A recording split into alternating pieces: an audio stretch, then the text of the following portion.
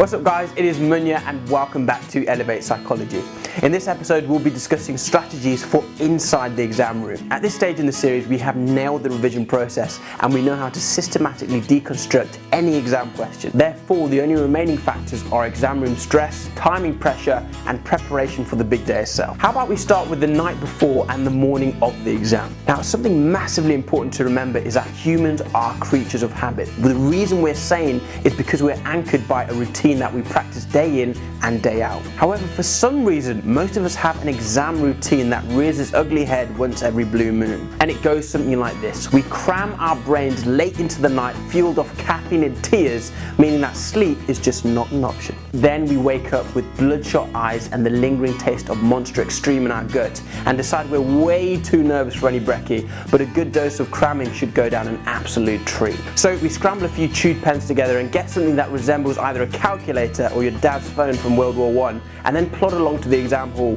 where it's just a scene of chaos and panic and questions beginning with, "Did you revise for?" Now listen, it doesn't take a genius to realise that A, this is not a good exam routine, and B, this isn't your normal routine, and that is what causes us to get stressed. It's so far from the norm that we feel like something has gone wrong. A good exam routine will mirror your normal day as close as possible. But how? How can this be when there's so much work to cram in? The fact is, it shouldn't be, and that is the reason that we've worked according to a timeline. By the time you get to exams, you should have done all of the work, which means you can afford to relax and rest in the last few days. Get a good night's sleep in, eat well, and prepare your equipment a couple of days before the exam. If you look at your exam planner, you'll see I've left a small checklist for your exam preparation. Things like how long is the exam, how long will it take to get there, and just other small things that will give you a peace of mind.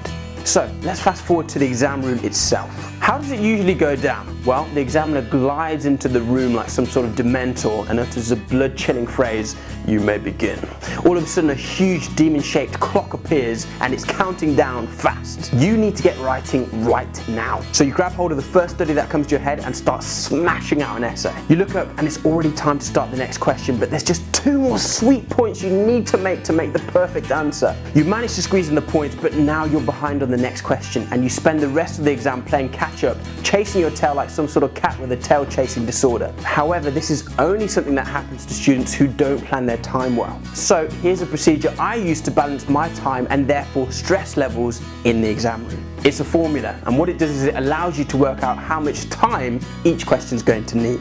And remember, because there are so many past questions available, you'll know how many marks are available and how long you have to achieve them. The formula we recommend is minutes over marks. So for example, if an exam is 60 marks and you've been given 60 minutes to do the exam, you put it into the formula and work out that each mark requires a minute of time. So 2-mark questions become 2 minutes, 10-mark questions become 10 minutes. Everything is strategically broken down. If you work this out before your exam, you can go in knowing exactly how long you need on each question, and you can practice this timing before even going into the exam room. Another thing to help balance stress is planning. And when I say planning, I mean mind maps. There are loads of reasons we can use mind maps, but fundamentally it is because the brain is very good at remembering diagrams. Why? Because the brain fundamentally thinks in pictures. If I say blue banana, what is in your head right now? A blue banana. Just a quick disclaimer, if there is in fact a blue banana lodged into your skull at this point, please do seek medical help ASAP. So if your brain thinks in pictures, it will remember pictures most easily. Mind maps, as you can see on screen now, are made out of headings, subheadings and trigger words. Therefore, if the first thing you do in an exam is to draw a mind map,